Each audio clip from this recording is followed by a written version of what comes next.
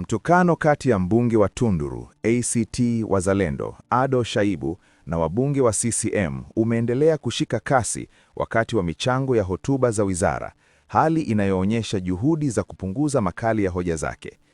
Kwa mujibu wa kanuni za bunge, mbunge anaruhusiwa kuomba taarifa akiwa amesimama na kupatiwa. Hata hivyo, muda wa majadiliano ya mbunge anayechangia hujumuisha pia muda wa wale wanaoomba taarifa.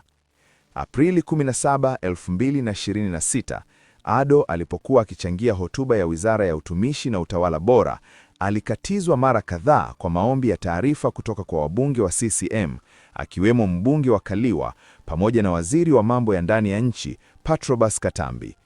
Hii ni mara ya pili kwa mbunge huyo kukumbana na hali hiyo baada ya tukio kama hilo kujitokeza alipokuwa akichangia hotuba ya Waziri Mkuu Dr. Mwigulu Nchemba kuhusu maombi ya fedha kwa mwaka 2026-27. Akichangia bajeti ya Ofisi ya Rais, Utumishi na Utawala Bora iliyowasilishwa na Waziri Ridhiwani Kikwete, Ado alitoa tuhuma kuhusu utekaji wa watu na vitendo vya ufisadi nchini. Alieleza kutokuwa na imani na taasisi ya kuzuia na kupambana na rushwa, TAKUKURU, akidai licha ya kuwepo kwa upotevu mkubwa wa fedha za umma, taasisi hiyo haijaonyesha nguvu ya kutosha katika kupambana na rushwa. Ado alisisitiza kuwa hoja yake inatokana na wajibu wake wa kupinga rushwa, akirejea ripoti za mdhibiti na mkaguzi mkuu wa hesabu za serikali, CAG, zinazoonyesha kuwepo kwa ubadhirifu mkubwa wa fedha za umma.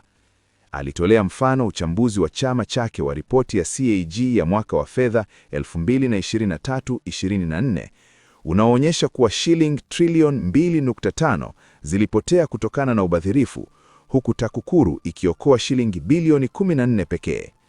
Mbunge wa Kaliwa Joseph Tama alimpa taarifa akidai hoja yake haina msingi kwa kuwa waziri ameeleza juhudi za TAKUKURU katika kitabu chake. Hata hivyo, Ado alikataa taarifa hiyo.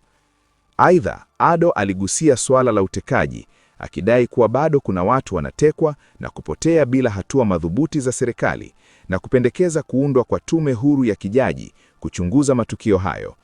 Hoja hiyo ilizua mjadala mkali ambapo wabunge wengi waliomba kutoa taarifa, lakini mwenyekiti alimpa nafasi Waziri Katambi. Akijibu, Katambi alisema kuna uchunguzi na kesi mbalimbali za jinai zinaendelea kuhusu matukio ya utekaji na kudai kuwa baadhi ya watu wamekuwa wakijiteka wenyewe. Alimtaka Ado kutumia taaluma yake ya sheria kuelewa kuwa baadhi ya masuala yapo mahakamani au kwenye uchunguzi wa vyombo vya dola, hivyo hayawezi kujadiliwa kwa kina hadharani. Hata hivyo, Ado hakukubaliana na maelezo hayo, akisisitiza kuwa anachodai ni uchunguzi huru kupitia tume ya kijaji badala ya uchunguzi wa kawaida wa kipolisi. Kwa ujumla, mwenendo wa hivi karibuni unaonyesha kuwa wabunge wa CCM pamoja na mawaziri wamekuwa wakiingilia mara kwa mara michango ya Ado Shaibu bungeni, hali inayodaiwa kuathiri uwasilishaji wa hoja zake.